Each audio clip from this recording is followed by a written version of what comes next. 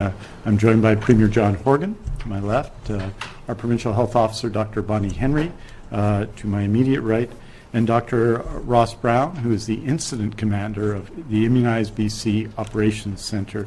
He's in charge of our big rollout, so it's pretty exciting and positive to have him here today, and he and his team are doing great work. We're honored to be here on the territories of the Lekwungen-speaking people of the Songhees and the Esquimalt First Nations.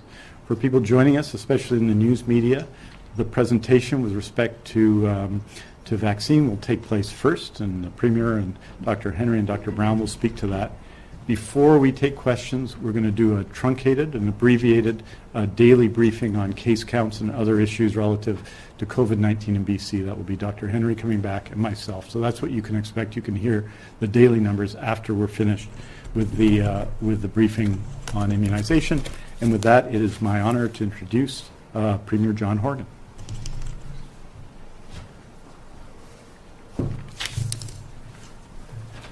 Thanks, Adrian, and it's good to be here with Dr. Henry, Dr. Brown, Minister Dix. It's just a little over 10 months ago that Minister Dix and Dr. Henry and I came to a podium in Vancouver to announce that COVID-19 had arrived in British Columbia and that our lives would forever be changed. Over that time, extraordinary things have happened, acts of kindness, acts of generosity, as well as abject tragedy in families and in facilities across British Columbia. But through the joy and the tragedy, we have found a way as British Columbians to come together, to be successful when we had to, and to celebrate when the opportunity presented itself, and to stay tight to our units, our family units, when that was the important direction that we were getting. So although COVID-19 has turned our lives upside down, today and this week we have a glimmer of hope that although the end is not in front of us, the beginning of the end may well be.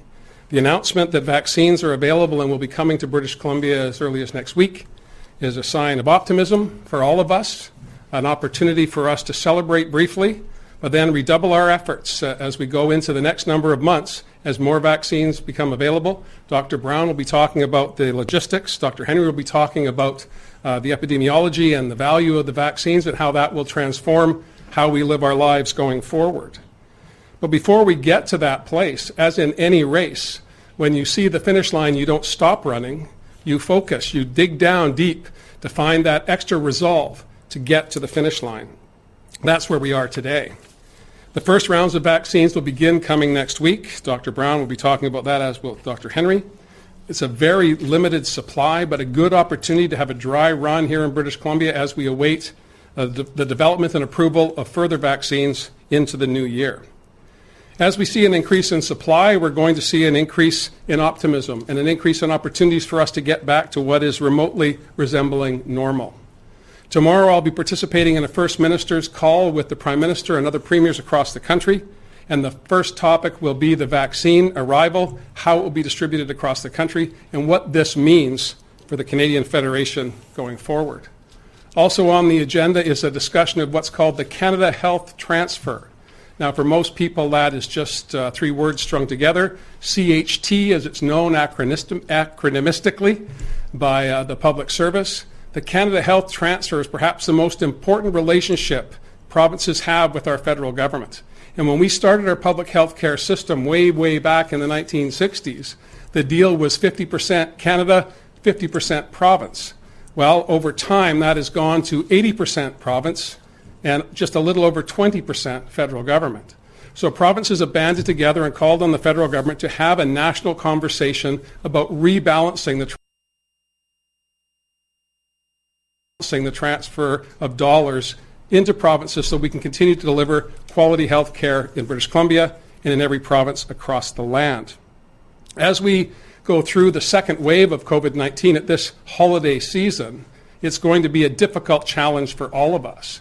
But if we know that in the future, in the near future, in the new year, when we say goodbye forever to 2020 and look hopefully towards 2021 and a new decade of opportunity for all British Columbians, I'm confident that the federal government, who have been spectacular with one-time funding for a range of issues since March, will also join with provinces to reestablish Canada and do some nation building for our public health care system by restoring the Canada Health transfer to something remotely resembling a partnership.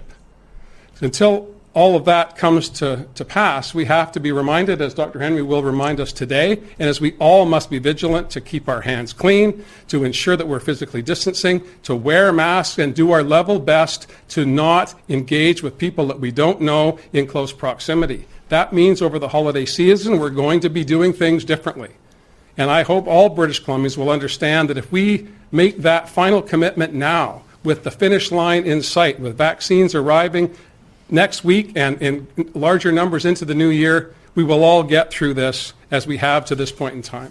Thanks very much for your attention. I know there'll be a lot of questions. I'll pass the microphone over to Dr. Henry.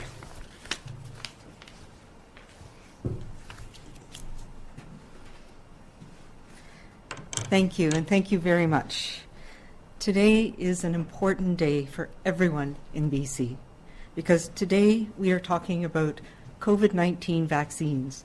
Vaccines that are real, that are approved for use here and across our country. These are the vaccines that will save lives, will ease the immense pressure on our healthcare system, and in a few days will start to arrive here in BC. I'm very pleased to share our BC Operation Immunize COVID-19 vaccine plan with you today, and the delivery of a vaccine on this size and scale we know is no easy task. It will be the most complex and comprehensive immunization program ever delivered in BC, and we've delivered a few pretty big ones over the last number of years. That's why I'm very happy to be working with my colleague and friend, Dr. Ross Brown, along with Dr. Monica Naus and all of my colleagues at the BC CDC and the many immunization experts across our province and in our health authorities. We will be providing an overview of our approach to receive, distribute, and administer a COVID-19 vaccine and other vaccines in our province. The impact of COVID-19 has, we know, been severe. It has affected all of us. And in response, the global community of scientists have collaborated in ways we never experienced before, with a single purpose in mind: to develop a safe and effective vaccine for the world. And to speed up the process, the clinical trials that would normally happen in sequence were run simultaneously, and the greatest brains around the world were put to this process and to this task. And of course, we had an addition of a lot of money to help support the process. With this quickened time to complete the process, each vaccine manufacturer had to demonstrate clear and substantial scientific and clinical evidence to show that the vaccines they were making were safe, effective, and manufactured to the highest quality. Health Canada in our country and other regulators around the world set the bar high to ensure that any vaccines that came out of this process met those standards, that they were safe, that they worked, and that they were quality vaccines. At which point the vaccine would become available for use. The first one in this country and around the world has been the Pfizer vaccine, which is a new and exciting immunization technology, and that is what was approved here today. It is the same vaccine that was approved in the United Kingdom very recently, and for which the vaccine program started yesterday. We are still learning more about the virus. We're learning more about our immune response to it and how long that response lasts. We're learning how long immunity takes to be achieved and how long after being vaccinated we are protected. But I, along with my colleagues across this country, have full confidence in the vaccines and the processes that have taken us to this point right now. So Canada, as you're probably aware, has ordered COVID-19 or has contracts to purchase COVID-19 vaccines of 7 different manufacturers. The first of these to come to BC will be the Pfizer vaccine that we've heard about, and the second will likely be the Moderna vaccine. And that one is being reviewed by Health Canada right now, and we're hopeful that it will also receive what we call a notice of compliance or a license for use in Canada in the coming weeks. The vaccines, these two vaccines, are developed using a new process, and they're called messenger RNA vaccines. That means that we've taken a piece of the genetic code from the virus that helps translate into the spike protein, that little spiky bit on the outside of the virus. And that protein then is produced by our cells, and our immune system responds to that to develop antibodies. And then if we're exposed to the virus, we have those antibodies that attach to it and protect us from becoming ill. That's how this vaccine works. And it's synthetic genetic material, which means that it can be manufactured in large amounts very quickly. These types of vaccines have been worked on for decades for other things like Zika and even influenza and rabies, but this is the first time that it has been manufactured and shown to work.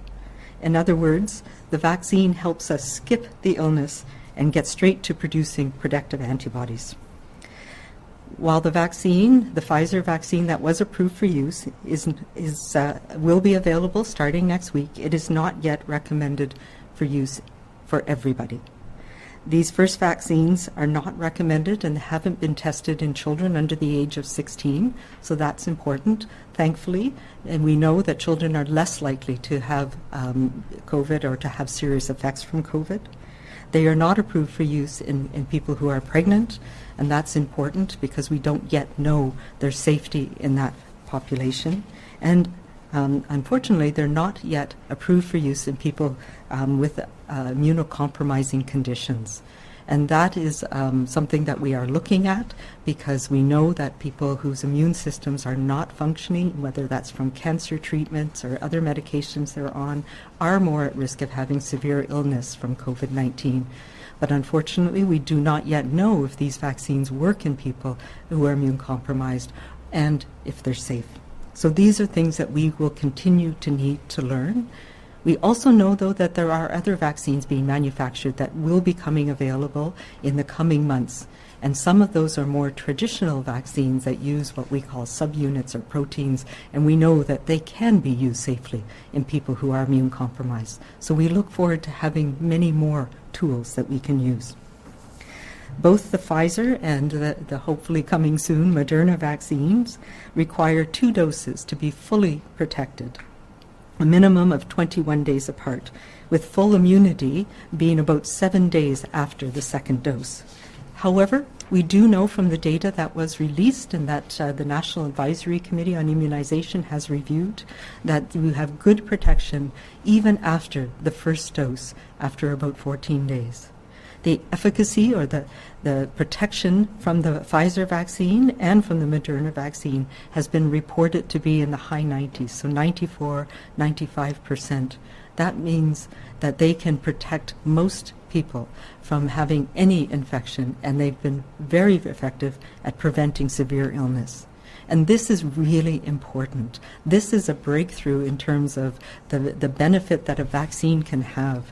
We were hoping for vaccines that were at least 50 to 60% effective. The fact that these ones are in the high 90s is the best that we could hope for in public health when we look at protecting people in our community.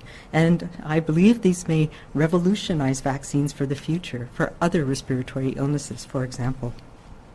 And I think it's important to note that these vaccines, the trials were done in people of all ages, including older people, where we sometimes see a reduced immune response.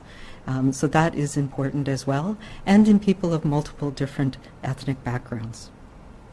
However, both of these first vaccines need to be transported and stored at sub-zero temperatures. That's because these messenger RNA is a very delicate substance, and it's wrapped in what's called a lipid nanoparticle. So it is a protective coating, but it needs to be frozen to transport safely. And we are in the process now of figuring out how that can be done, and we've had a trial run of the packaging that came into BC just yesterday, and Dr. Brown will talk a little bit more about that. But it needs to be handled very carefully, and it needs ultra-low temperature, so minus 70 to minus 80 freezers, which, as you can imagine, are not things that we have a lot of around. However, we have been planning for this for some time, and we do have those available here in BC, and we will be using them next week. However, we also are receiving very small doses to start with to make sure that the supply system and the whole mechanism and logistics of how it works can be done and can be done safely. We will be receiving vaccine at just 2 places in British Columbia next week. We will be receiving 2 trays at each of those places, and a tray has about 975 doses each frozen. One of those places will be in the Vancouver Coastal Health region, and one in the in the Fraser Health region. As we get our systems underway and we better understand the requirements for the supply chain, we expect to be able to transport vaccine to other locations around the province. And as we move into the coming weeks in December, we will expect to receive, and it changes daily, but we're thinking in the tens of thousands of doses in the coming 2 weeks in December, after December 14th. And then into the first week of January, we expect even more vaccine to arrive, and we have planned for expansion to at least 9 sites around the province, and we're working on having 30 sites around the province that are ready and trained to receive these vaccines.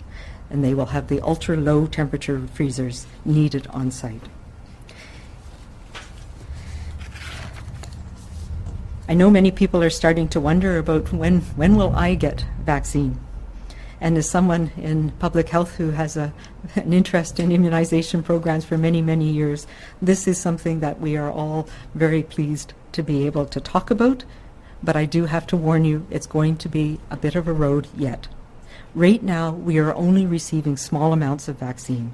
And like every place in the world, we'll get the vaccine delivered to us sequentially in coming weeks. Eventually, everybody who can and wants to get a vaccine will have access. But to be clear, this will not happen right away. We all need to continue to protect each other by taking those measures that prevent transmission of this virus. Next week, as I said, we'll be getting a small preliminary batch to figure things out, make sure we can do it safely, and we will be focusing on making sure that we can protect as many people as possible in the period of time that we have in the first few weeks and months of this campaign. The process for determining who gets these first doses of vaccine was done using the process that we have through the National Advisory Committee on Immunization, where we have identified priority populations, and these have been agreed upon across the country. And here in BC, we've taken that and looked at what does that mean for us in this province. So we have a BC Immunization Committee that has public health clinicians, pharmacists, nurses, ethicists that help us look at the data and say, who is it that's first in line? This framework will map out a systematic process for our immunization program decision-making and implementation.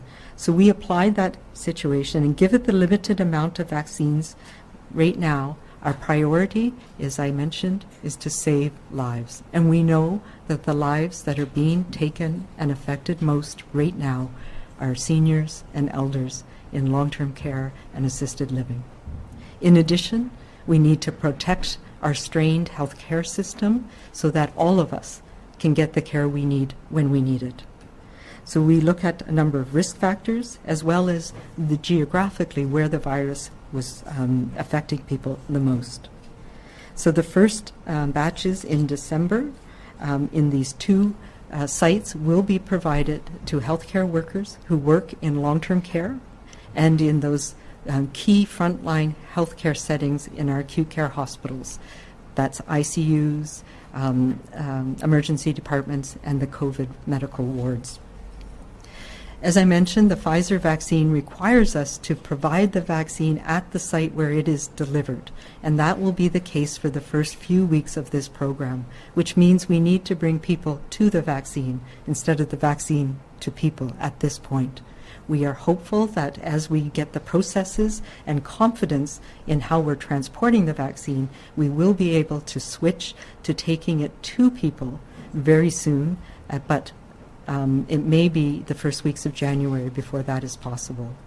As well, we know that the Moderna vaccine, which hopefully will be approved for use very soon, has less stringent requirements for transport, and that it can be kept at fridge temperatures for a matter of days. That makes it much more easy to transport smaller amounts to long-term care homes for residents, for example, or to some of our more rural or remote communities. But by protecting the healthcare workers who work in long-term care and who work in those critical cares, the critical areas of our hospitals, we are able to protect the residents as well. Starting in later December and into January, we will initiate more widespread rolling delivery of the vaccines and other vaccines as they become available around the province. So by the first week of January, we expect vaccine to be available in all health authorities, likely the Pfizer vaccine, and hopefully Moderna as well. And each health authority will determine the sequencing of healthcare workers in this first population using the same way that we're doing it here on the Lower Mainland.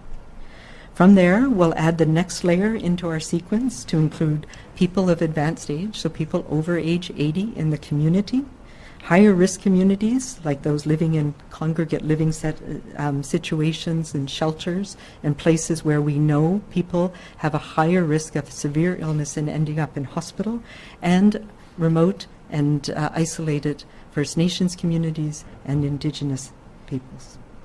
By late March, April, our expectation is we will have enough vaccine and likely more different vaccines to expand to include all other frontline workers, including other healthcare workers, police, fire, first responders, people who work in the important essential services like grocery stores, manufacturing, production facilities, transportation, teachers, and others in our system. We'll also be moving down our population range in age increments as vaccine becomes available. It is important to remember, though, this phasing is based on what we're anticipating to be available based on the approval of the vaccines, and as more vaccine supplies become available, that will allow us to accelerate these timeframes. And what we envision, right now we are focused on saving lives, protecting those people most at risk, and we have enough vaccine that we expect to receive between now and the end of March to cover those key populations. And that's about 300 and 380,000 people. We do expect by the end of March and going into the spring, there'll be more vaccine products and more of the vaccines available to more rapidly spread out to people in the community. And I expect that this will happen very rapidly in the spring. And that means we'll have vaccines that can be delivered through those more usual mechanisms that we have through pharmacies, through our family physician offices, through public health clinics. So that's what we have to look forward to. It is at that point when we have vaccine widely distributed in our communities where many people are protected that we will be able to stop this pandemic. That's the phase that we are looking forward to. Right now, we do not have enough vaccine to stop transmission across the province, so our focus is to protect those who are most at risk. I can say with confidence that the vaccines that we have, the one that is approved for use here today, are safe and effective and will save lives. I know many people will be eager to get their vaccine as soon as possible, and like me, have probably been waiting since this pandemic was first declared. I ask you to please be patient and understanding, and please continue to use those layers of protection that keep us all safe until it is your turn. We are not yet through this storm, but our plan has been built to be flexible, and there will be changes along the way, and we will let you know when we know. There will likely be some hiccups, and when they happen, we'll adjust our plan, and we'll respond to the circumstances at the time. And we'll continue to update people all along the way. As we approach the winter solstice coming up, the longest night of the year, there is light ahead. And that light is shining a little brighter today. And I think we can all be thankful for that. I'm now going to turn it over to Dr. Ross Brown.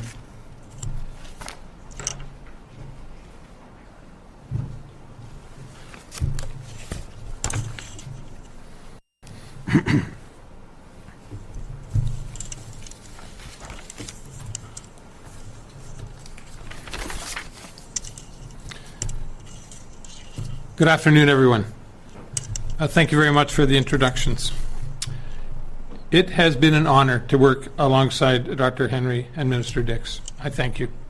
And it is an absolute privilege to serve as the incident commander for what we are calling our Immunize BC Operations Centre. It's made up of the team of respected experts to safely and effectively deliver the COVID-19 vaccines to British Columbians. And let me begin with an overview of the logistical planning already underway, and then I'll speak to our phased approach to distributing the COVID-19 vaccines.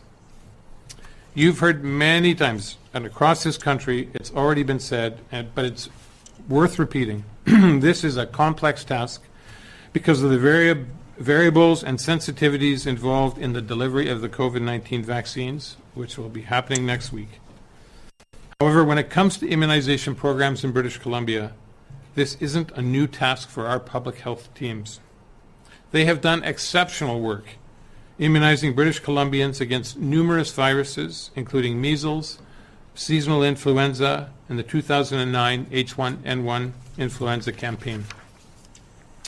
We are fortunate that our public health experts will be vaccinating against COVID-19 on a strong backbone of an immunization system that they have developed and refined. When Premier Horgan, Minister Dix, Dr. Henry and I initially discussed the logistics involved, we acknowledged that the COVID-19 program is more complex because of the different vaccines. They'll be arriving at different times and their different characteristics. To do this effectively and safely, we would need to draw on our experts and develop a coordinated and collaborative immunization program. And that's why we created BC's COVID-19 Immunize BC Operations Centre. And the experts supporting the Operations Centre are comprised of members from BC Centre for Disease Control, the Provincial Health Services Authority, including their Health Emergency Management BC members, First Nations Health Authority, Canadian Red Cross, Canadian Armed Forces, leading scientists and ethical advisors, and health ministry leadership, including direct links to the regional health authorities in our province. The Immunize BC Operations Centre brings the experts around the table that have the knowledge and experience to be nimble and to rapidly respond to evolving scenarios. They have teams under them that have great experience in working with immunization and vaccine challenges. And the Immunize BC Operations Centre allows our key players to be coordinated and share information rapidly as the conditions evolve. And this will allow us to inform and advise Minister Dix and Dr. Henry in a timely and coherent manner using structures and functions that are designed to work in crisis situations.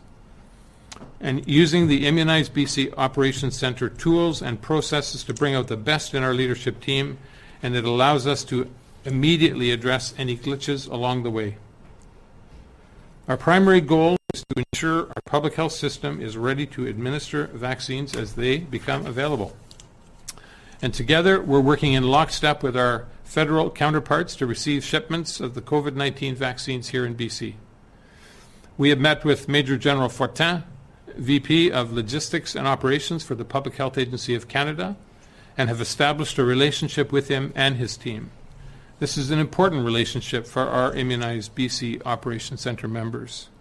We are working closely so that we are aligned and can implement contingency plans to mitigate any challenges or disruptions. Dr. Henry has presented the phased approach to the rollout of the vaccine. As she mentioned, over the coming months, we will need to be very patient. Our approach will be slow, steady, and nimble at the beginning and will ramp up as more vaccines become available. I compare this to one of the Royal Canadian Navy ships slowly and methodically leaving Esquimalt Harbour, increasing speed and maneuverability as she heads to sea to complete her mission. Our mission includes accepting the vaccine, storage, delivery, distribution, training of staff, administration, administering, and data collection, all of which is a work in progress as we speak. Yesterday, we did a simulation exercise to prepare for rolling out the vaccine initially at the 2 locations referred to. This dry run helped us validate the plans for arrival and distribution of the vaccine and allows us to begin to iron out any of the logistical challenges before we distribute the vaccines. Our immediate focus right now is on the first phase, which will see the vaccine distributed to 2 centers in Vancouver Coastal Health and Fraser Health Authorities. 2 clinics are being set up within these centers where the doses will be administered. Health authorities will begin to canvass, they already have begun to canvass their key acute care staff, long-term care and assisted living staff, and work with the 2 clinics to book the staff for scheduled appointments for the vaccines over the coming weeks. From this initial rollout over the next 2 weeks, we will adapt and scale up to 7 additional vaccine sites throughout the province by late January. And with the arrival of Moderna, as Dr. Henry said, we will be able to expand our ability to administer the vaccine to more British Columbians across the province. In conclusion, this has been a long journey for all of us. In one way or another, the pandemic has taken its toll on us all. While we can see the end of the COVID-19 pandemic is on the horizon, we have a lot of work ahead of us. We will be steady, deliberate, and cautious so that we get this right, so that every British Columbian can have timely access to a COVID-19 vaccine. We consider this a no-fail mission, and we're going to get it done. Thank you very much.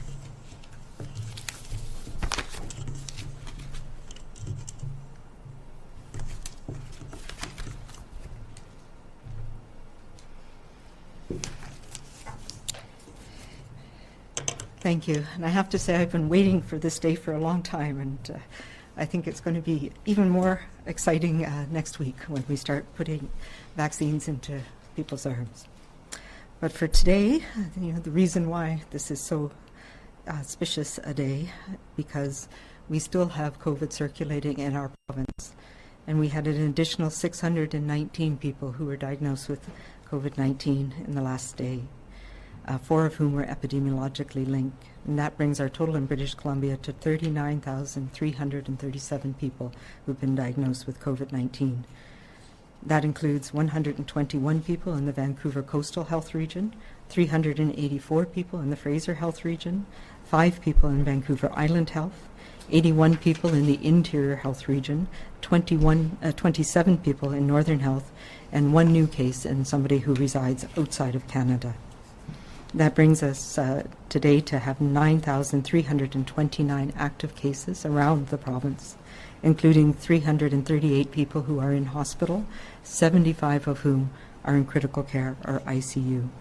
We now have 11,526 people under active public health monitoring and 28,448 who have recovered from COVID-19. And tragically, again, we have 16 people who have died from COVID-19 in BC in the last day, bringing our total to 559 people who have died. And this brings such intense sadness to us all. And my condolences go to those families, those care providers, and communities who have lost a loved one, again, from COVID-19. We have 1 additional healthcare outbreak at the Courtyard Terrace, and 2 more have been declared over. The Royal Ascot Centre and one of the acute care units at Burnaby Hospital. We still have 57 active outbreaks in long-term care and assisted living, and 8 in acute care, with 1,831 people affected, 1,149 residents, and 642 staff. And this is where we hope to be able to make a difference with the vaccine that is coming in these coming weeks. And until that time, we all have to do our best to remain kind and to be calm and to be safe. Thank you.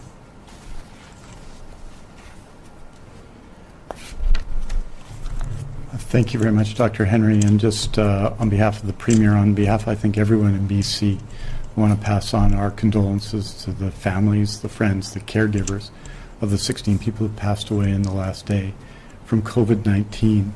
It is an extraordinary, difficult time, and it's a reflection on this day where there is reason to be happy, even jubilant about the news we've heard about vaccines, about the impact and how people in that circumstances are feeling every day when we get news about those who passed away. It is the hardest moment of the day, but it is nothing compared to the grief felt by the families and the communities in question. 12 of these cases were in Fraser Health, 4 in Vancouver Coastal Health, the majority in long-term care. And if possible, just to say to the families, we grieve with you. 619 cases, 9,329 active cases, 11,526 people under public health surveillance, 338 people in hospital. This is our day. We have, of course, arriving in British Columbia, some vaccine, and that's important. One of the things I want to emphasize, because all of us would look at the list presented by Dr. Henry about who will get the vaccine first and want to see where we sit on that list, and it does not reflect anything about our essential quality, but it does reflect the vulnerability of people in the population. This list, this decision, this effort is guided by science and by love. Science in making the right decisions to help people in the maximum possible way, and love, because we all, I think, are supportive of all of those people who are struggling and are most at risk, particularly those in long-term care, but in communities across BC. I just want to emphasize on this exciting day the need to follow the orders that have been put forward by Dr. Henry, particularly those orders limiting gatherings and events in the community and at home. It has to be our own home unit together celebrating this Christmas, because physical distancing saves lives, washing our hands saves lives, staying home when you're sick saves lives, and right now, right here at this moment when we maybe see somewhere in the distance light at the end of the tunnel, is the moment we have to do that most. It is proposed that we'll have 380,000 doses of vaccine, or people to be immunized here to March 31st. That's 8% of British Columbians. There is a long road to go, but we see a positive light, and I just want to encourage everyone, because I think everyone in BC has had a part in this response to COVID-19, and I'm so proud to be a person in British Columbia on this day, so proud of our healthcare leaders, so proud of our healthcare workers, so proud of our Premier and our whole team that we are making this progress today. But we need to do it sometime longer. It's going to continue to be a challenge, and we have to keep working together. With that, I wanted to turn it back over to the Premier to take questions. And I think that, and just to remind you that tomorrow we'll be providing a regular daily briefing on COVID-19. Premier.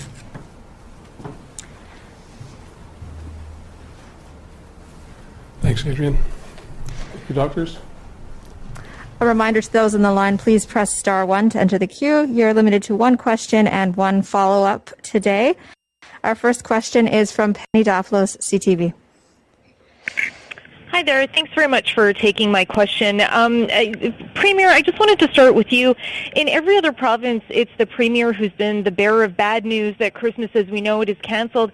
And I think a lot of people are just wondering why you haven't taken a bigger role in discussing complex issues like this that affect every one of your constituents.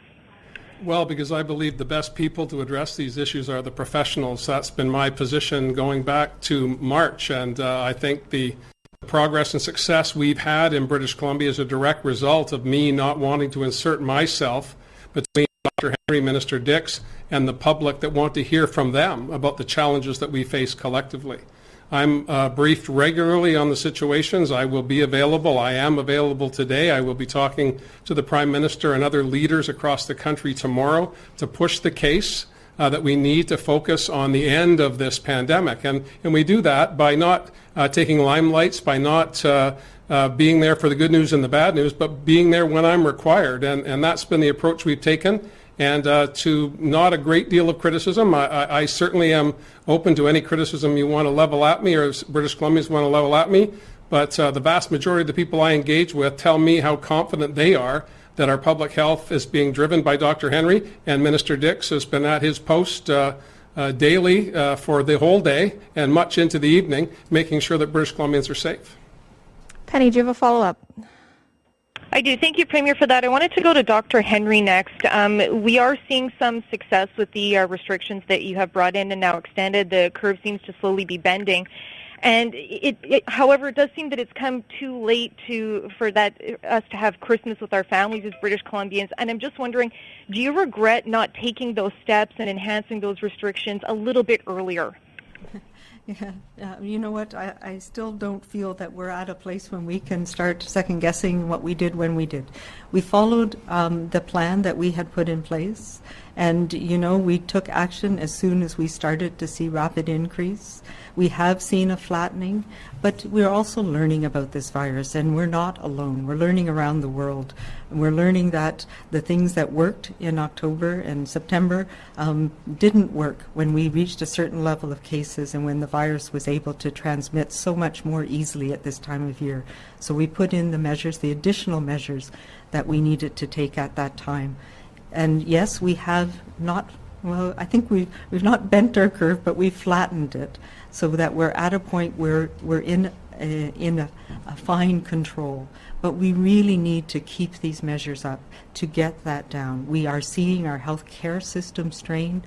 We are still seeing far too many people in long-term care being infected and sadly dying. And that is a reflection of the transmission that we're seeing in our communities. So we all still have work to do to protect those who we care about most, whether it's in our family, the people that we're closest to, and our seniors and elders in particular. Next question is from Richard Zisman, Global. Dr. Henry, when the H1N1 vaccine was distributed, there were a lot of concerns about queue jumpers, you know, those trying to get access to the vaccine earlier. Can you explain how the province will prevent those from jumping the queue and maintaining this order? And is there any sense yet on when, you know, public health officials like yourself may be able to get access to the vaccine? Yeah. So I think people like myself, we will be ready to take it if whenever it's available for other healthcare professionals. So I will be first in line if that's needed. If there's problems, people are worried that the vaccine has challenges. I know there's some people that are concerned that this is a new vaccine, and I am confident from the data I've seen and from the review that Health Canada has done that it is safe and that it works. But we will do whatever we can to communicate with people, make sure they have the information they need to safely step up for the vaccine. Yes, we always are concerned that some people feel they're more at risk and want to be included at the head of the line. We are taking a very thoughtful approach to how we use the scarce resources that we have at the beginning. But I will reassure people that we absolutely expect to have a lot of vaccine coming online after the first few months of 2021, and it will be available in many different places for everyone. And we will be working, as we've been working on all the ideas already, of how do we make it a system that's fair for people to get access, so that because you live in one part of the province or the other, or you don't have access to the internet, you're not put at a disadvantage. So those are the things that we are still working out the details of, and we have the luxury, I guess, of a little bit of time to try and work out some of those details as we're focusing on the very key people who need this vaccine most for their own protection. Richard, do you have a follow-up? You mentioned those key people that need the vaccine. With the Pfizer vaccine, when do we actually expect those in long-term care to be able to access it? Like, is there any timeline yet on when the vaccine will be able to move into those homes? And just to my last question quickly, like I don't really know, are you going to stop, like people just will not be able to get the vaccine until it's their turn? Well, there's different ways of doing that. So it is accessed by where the vaccine is available. So whether it's a public health clinic or whether a pharmacy or a physician, and then how do you get into the queue to that public health clinic or that pharmacy or that clinician? So we're working on those details. One of the simplest ways to look at that is doing it by age, and that is one of the things that we across the country are looking at, with understanding that the older you are, it's the single most important risk factor for having severe illness or succumbing to COVID-19. Oh, shoot. And I know you asked me another question that I got distracted on. Long-term care, people living in long-term care. People living in long-term care. So I can tell you that it is changing. It's changed 3 times today already in the information that we're getting back and forth from Pfizer about handling of the vaccine. We expect that it will be able to be broken down and transported in limited ways, perhaps in the next couple of weeks, but we believe at least by the first week of January. We are also putting into the mix the fact that we believe that the Moderna vaccine will be available very soon as well, and it is more flexible in transportation. So if it becomes available sooner, then we will focus on using that vaccine to get to residents in long-term care so that we can do it without wasting any vaccine at all. Our next question is from Justine Hunter, Globe and Mail. Hi, thank you. Dr. Henry, it sounds like getting Moderna is going to be very critical to vaccinating seniors in care homes. I'm just wondering, I know you say soon, but do you have an idea of the timeline with that? You know, these are things that Health Canada keeps their cards close to their chest because they are the ones that need to make sure that all of the safety and quality bars are met. We do know that they have received all of the data that they need and that they're reviewing it. So, you know, the signals are that it will be soon. But I will say we do have plans for using the Pfizer vaccine and being able to take it to care homes, particularly in the urban areas. But yes, having more flexibility in transport is something that would be very helpful, not only for care homes, but also for more remote communities that are smaller communities. And across the country, for example, we've allocated to the territories the Moderna vaccine because they don't have the infrastructure to be able to handle the large doses that come frozen with the ultra low temperature Pfizer vaccine. So those are considerations that we have as well for some areas of the province. Justine, do you have a follow-up? I do, thanks. And this is for Premier Horgan. I'm just wondering if you can talk a bit about the negotiations you've been involved with Ottawa in terms of distribution. I know, for example, Manitoba is getting extra doses of Moderna because of their Indigenous population. I'm wondering, does BC argue that we should have a larger allotment of that because we have such a large, significant elderly population? And a significant Indigenous population as well, and not just in urban populations, but in rural BC as well. I spoke with Dr. Henry and Dr. Tam, her counterpart in Ottawa, are in regular contact, as are officials in my office and the Prime Minister's office. We've been making the case aggressively, as we do on all matters, that British Columbia has unique populations, unique challenges, and we'll continue to make that case tomorrow in the First Minister's meeting, and I'm optimistic that our arguments will win the day, and we will be treated in terms of Indigenous populations as every other province in the country. And in terms of an aging population, particularly on Vancouver Island, where case counts are quite low, and receptivity to vaccinations, but based on polling information, is extremely high. So we have a bunch of positives for us in British Columbia that would put us, as I would suggest, certainly on an equal footing with every other province in the country, and perhaps getting a little bit of a nudge because of an aging population. Our next question is from Marcella Bernardo, News 1130. Hi there. My first question is actually for the Premier. If you could maybe just give us some insight into what advice you have for people who've already booked hotel rooms and flights for the holidays and now are telling us that they can't get a refund. I guess what hope can you offer them that they should still be staying home and not traveling? Well, we've been taking counsel from Dr. Henry and her team for months now. Dr. Henry provides advice to the minister brings it to cabinet, and the government makes decisions. Obviously, there's autonomy for public health orders that Dr. Henry has. For those who have been made reservations and are running into obstacles with the provider of their room or whatever it might be, certainly we are looking closely at these issues. I would suggest that making decisions about where to travel in the most extraordinary of years, I think what would have had a little bit more foresight would have perhaps anticipated where we would be right now. Having said that, I certainly have sympathy for those who put money out to find a place to celebrate the end of this year and the holiday season that we're in. We have a plan for the tourism sector that we received a report today from a task force that was created by the sector, chaired by Tamara Vrooman, the CEO of the Airport Authority in Vancouver. A lot of positive recommendations. We'll be seeing money flowing to the tourism sector, which I hope will allow them to provide refunds to people who will not be able to get the services that they paid for. Do you have a follow-up, Marcella? Yes, this one is for Dr. Henry or Dr. Ross, whoever is comfortable answering this. But will these vaccines still work if the virus mutates, like studies have indicated it has in other parts of the world? And is it adaptable? Is there research showing that that's possible? Yeah, so we have been watching very closely about mutations, and this virus does mutate, but very slowly. So the vaccines, all of the vaccines are really targeted towards what we call a conserved area of the virus, the spike protein.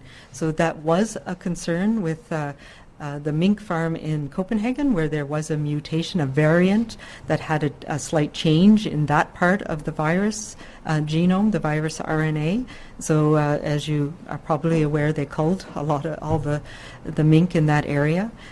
We have, as you know, a mink farm outbreak here in British Columbia, and that is something that we are watching very carefully. We are doing what we call whole genome sequencing on the sequences both from the mink that have been tested positive, but also on the humans to see if there's been any change in the virus that might have any effect on the spike protein and therefore potentially have effect on the vaccine. But the studies that have been done of both Moderna and the Pfizer vaccine, the AstraZeneca vaccine, the Johnson & Johnson vaccine, all of which have been in different parts of the world where the virus is still circulating a lot.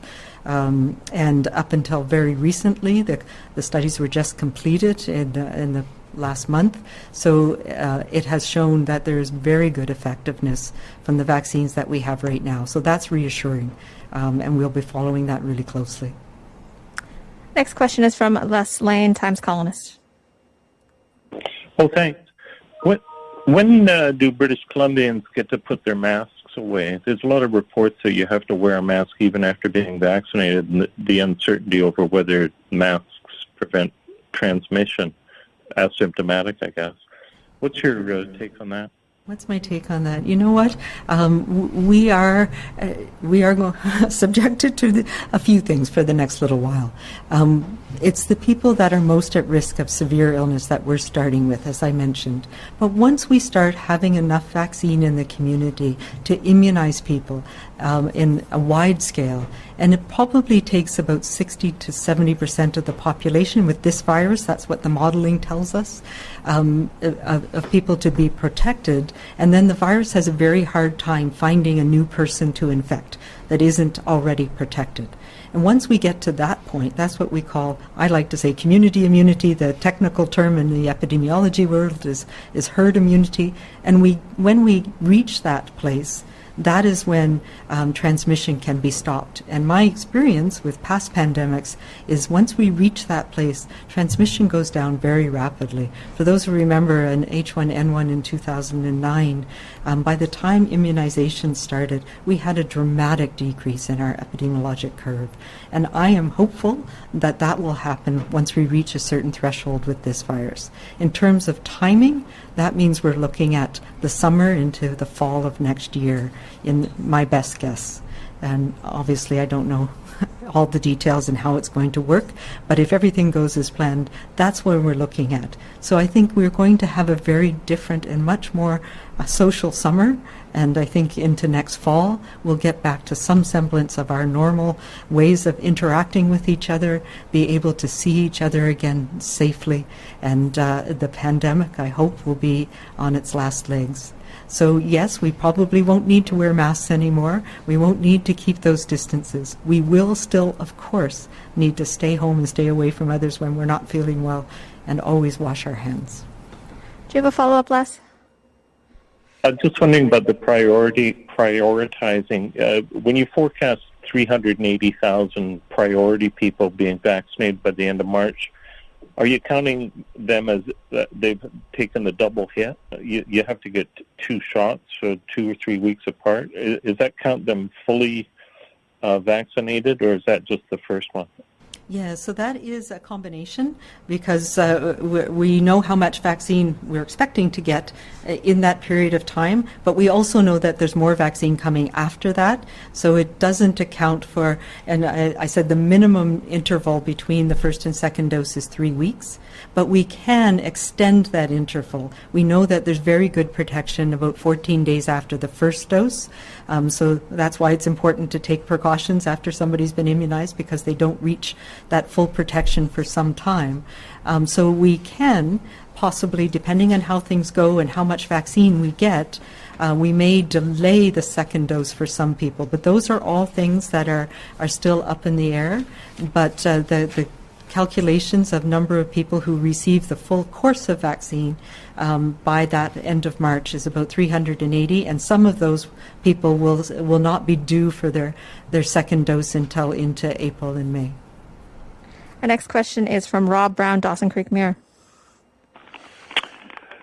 Good afternoon. The question really looking ahead past this 400,000 first initial wave into the summer is I guess my question would be to either Ross or Dr. Henry. Tell me, how do you expect to get to that 70 or 80% of people vaccinated, where as of right now there seems to be anywhere from 25 to 40% that seems to think this is about a reset, that vaccinations may not be good or good in any way. There's the tinfoil people, of course, and then there's others that are just flat out refusing to look at the science low the last 10 months. How do you get to that, in British Columbia, let alone Canada, to that 70 to 80% almost herd immunity type situation as far as the math? I think it's a little bit of, there are a very small number of loud voices that we hear a lot of, but when we do polls and research, and a study that was done by colleagues at BC CDC and the Women's Health Research Centre, our Vaccine Evaluation Centre at Children's here in BC that just finished last week, it showed that 86% of people in BC are looking and intend to receive vaccine. It varies by different parts of the province, but that tells us that people are recognizing that this is important. And that's different than what we see in the United States, for example, where the attention to the science behind what is going on may be different from what we see here in Canada. So I am confident, particularly healthcare workers who recognize how severe this virus has been affecting themselves and their colleagues, but also seeing people who have ended up in hospital on ventilators, or the people they care for in long-term care who have passed away from this virus. So I know that there's a lot of people out there who are ready and willing to get this vaccine, and we know, and I'm confident, that it is a safe and effective vaccine. So I believe we will get there very quickly. Do you have a follow-up? I absolutely do. It's actually for the Premier. Not to accuse him of, or being accused of queue jumping or anything, but from a PR point of view, is there a chance that you yourself would take, get the vaccine early, or, bring out Ryan Reynolds or Seth Rogen to get the jab as well? Well, I think Ryan and Seth are in a demographic that wouldn't require it. But I'm certainly, as with Dr. Henry, I'm certainly prepared if it's in the interest of giving the public comfort about the safety of the vaccine. I'm happy to take one. My youngest son advised me over the weekend that I was probably old enough to get into the line.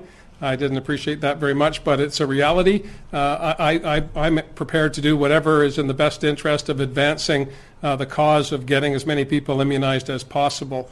I hope that answers your question. I do not want to queue jump. I do not want to elbow people out of the way to be at a microphone or to be in a photo op. I want to make sure that